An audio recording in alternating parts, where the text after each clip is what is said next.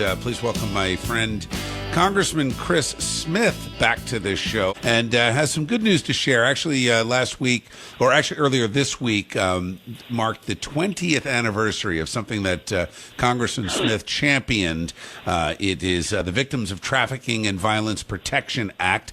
20th anniversary. This was designed to combat trafficking and fight against violence against women. And Chris Smith was the author and has been an outspoken advocate. He's out doing his job, focusing on constituent service. Morning, Chris. How are you?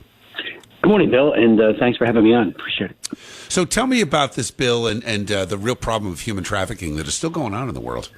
Oh, without a doubt. It's still growing. It's a huge problem in New Jersey, throughout the rest of the country. And part of it is that, and during COVID-19, it's actually gotten worse for young kids who are online, and predators are trying to groom them to send in pictures of themselves, and that leads to a whole horrible outcome. So parents need to be very aware of that and monitor very, very aggressively the use of the phones as well as the internet with so many children and so many predators trying to find those kids to exploit them. But the Trafficking Victims of Protection Act and the Reauthorization of the Violence Against Women Act, all of which were my law, it was 20 years ago this past Wednesday, just a couple of days ago. It empowers a whole-of-government approach. The prosecutors now can bring charges. They're prioritized. And there have been thousands of prosecutions, successful ones, that have put those who commit these heinous crimes behind bars for long periods of time.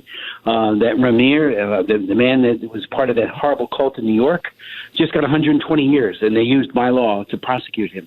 That's cool. So it really makes a difference. And then, Bill, we call it the 3 Ps: prosecution of the traffickers, protection of the victims, which are primarily women and children, and then prevention strategies.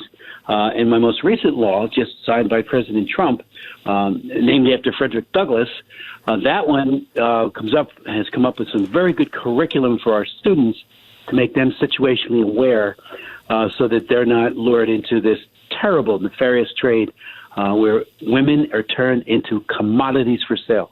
So it's made a difference both domestically and internationally. And it's right here. Gangs and organized crime are the 2 principal drivers behind it. And having met so many trafficking victims.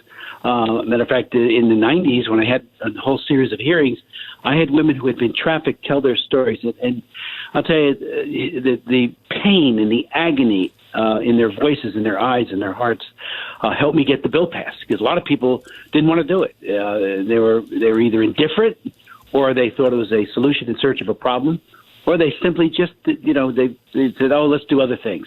So it took a while to get this law signed.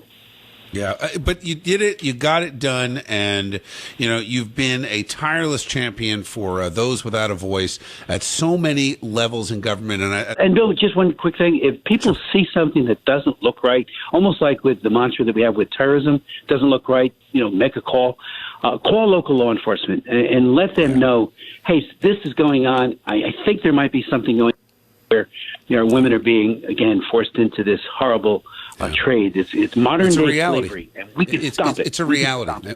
And thank you, Chris, for your leadership. You take care. All right, that is Congressman Chris Smith. You bet. He represents the 4th District in New Jersey.